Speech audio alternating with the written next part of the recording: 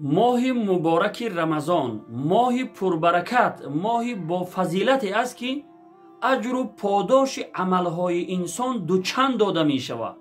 امام زهری رحمت الله علیه می فرماید تسبیحة فی رمضان افضل من 1000 تسبیحة فی غیره. یک سبحان الله گفتن در ماه مبارک رمضان افضل و بهتر از 1000 سبحان الله است که در غیر ماه مبارک رمضان گفته می شود. سبحان الله چقدر اجر و پاداش بزرگ دارد یک سبحان الله گفتم. و چطوری که در روایت حدیث هم آمده است که یک نماز نفلی که یک انسان روزدار در ماه مبارک رمضان ادا میکنه اجر و پاداشش برابر یک فرضی است که در غیر ماه رمضان ادا میکرد.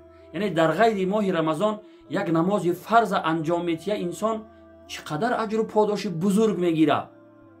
در ماه مبارک رمضان با ادا کردن یک نماز نفل 2 رکعت نماز نفل همون مقدار اجر و پاداش میگیره. یعنی اجر و پاداشی همون نماز فرض خداوند به او میتیه.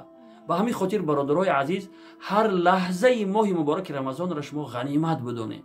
هر لحظهش برای ما عبادت نوشته می شود. حتی اگر ما کار داشته باشیم هنگامی که در کار مشغول هستیم زبان ما باید که با سبحان الله و الحمدلله و استغفار باید تر باشد. به همین خاطر شاید که تا رمضان آینده ما زنده نباشیم. این برای ما یک فرصت بسیار بزرگه که از گناه ها ما پاک شویم و خداوند نزدیک شویم تا اینکه دعاهای ما اجابت شود.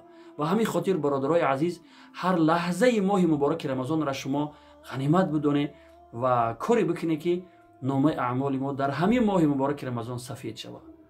السلام علیکم و رحمت الله و برکاته.